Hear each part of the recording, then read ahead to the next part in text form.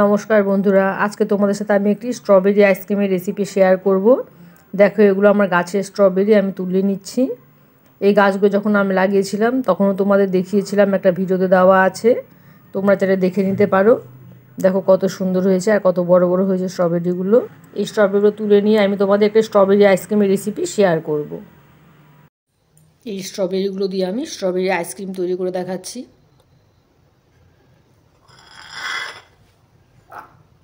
প্রথমে আমি একটা বাটির মধ্যে কিছুটা দুধ নিয়ে নিচ্ছি। দুধটা আমি আগে থেকে একটু জাল করে নিয়েছি। এই দুধের মধ্যে আমি দিয়ে দিচ্ছি ভ্যানিলা ফ্লেভারের কাস্টার্ড পাউডার।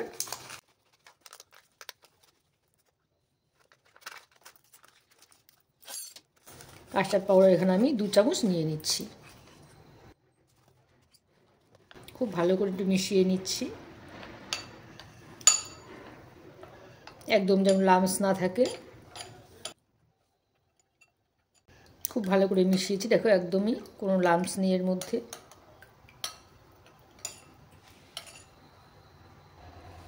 একটি প্যানের মধ্যে আমি 1/2 লিটার দুধ একটু জাল করে নিচ্ছি। এই দুধটা আমি আগে থেকে একটু জাল দিয়ে রেখেছিলাম। এই দুধের মধ্যে আমি দিয়ে দিচ্ছি 2 চামচ চিনি।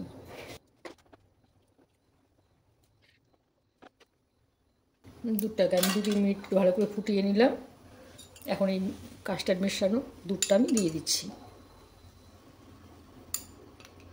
আবার ভালো করে একটু নাড়িয়ে নিতে হবে, নাড়িয়ে নিচে একদম দেখো তলানিতে লেগে যাচ্ছে। খুব তাড়াতাড়ি কাস্টার্ডটা বসে যায়, তার জন্য ভালো করে নাড়তে হবে। আবার একটু ভালো করে মিশিয়ে নিলাম। এখন অনবরত নাড়তে হবে, নাহলে কাস্টার্ডটা নিচে বসে যাবে। দেখো কাস্টার্ড দেওয়ার সাথে সাথে অনেকটা দুধটা ঘন হয়ে এসেছে।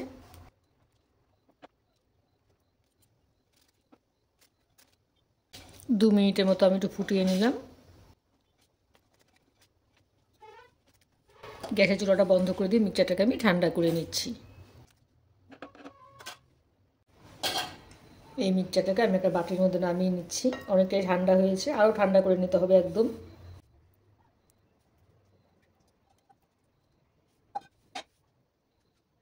এটা আমি একদম রুম টেম্পারেচারে এনে তারপর আমি একটু নর্মাল ফ্রিজে 1 ঘন্টার জন্য রাখবো।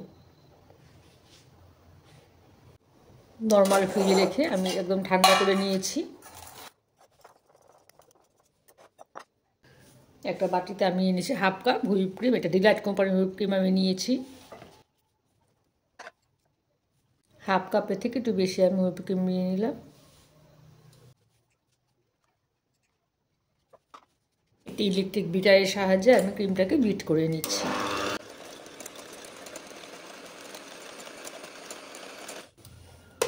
দু মিনিটের মধ্যে বিট করে নিয়ে আমি এখানে স্ট্রবেরি মিশ্রণটা দিয়ে দিচ্ছি।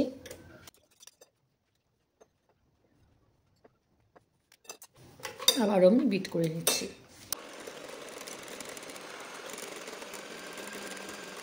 এখানে আমি অল্প স্ট্রবেরি ক্র্যাশ দিয়ে দিচ্ছি, তাহলে কালারটা আরও সুন্দর আসবে, টেস্টও ভালো হবে, কালারটাও সুন্দর হবে।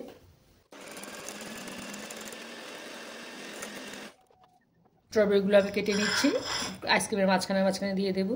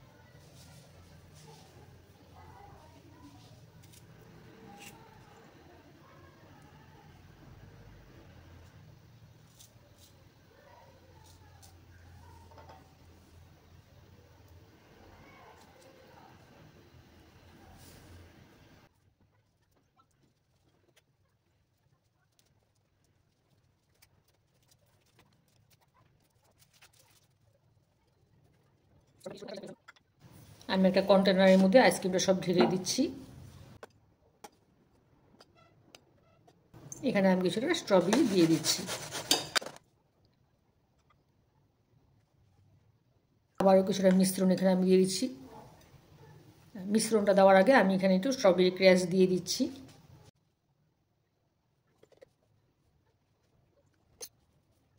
স্ট্রবেরি ক্র্যাশটা আমি টুথপিক দিয়ে আবার একটু স্প্রেড করে দিচ্ছি। আবার উপর দিয়ে একটু মিশ্রণটা দিয়ে দিচ্ছি। আবারও আমি কিছুটা স্ট্রবেরি দিয়ে আবার কিছুটা স্ট্রবেরি ক্র্যাশ দিয়ে দিচ্ছি এখানে। আবার একটা টুথপিক দিয়ে আমি একটু স্প্রেড করে দিচ্ছি। বাকি মিশ্রণটা এখানে আমি দিয়ে দিচ্ছি। পুরো মিশ্রণটা আমি একবার ঢেলে দিচ্ছি। এখন উপর দিয়ে আমি কিছুটা স্ট্রবেরি দিয়ে আবার একটু ডেকোরেশন করে নিচ্ছি।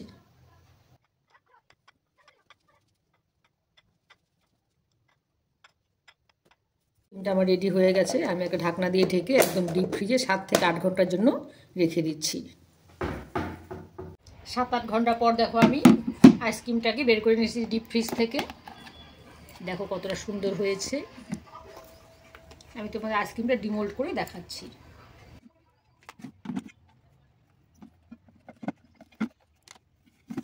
আইসক্রিমটা কত সুন্দর হয়েছে। আমি তোমাদের স্লাইস করে একটু কেটে দেখাচ্ছি।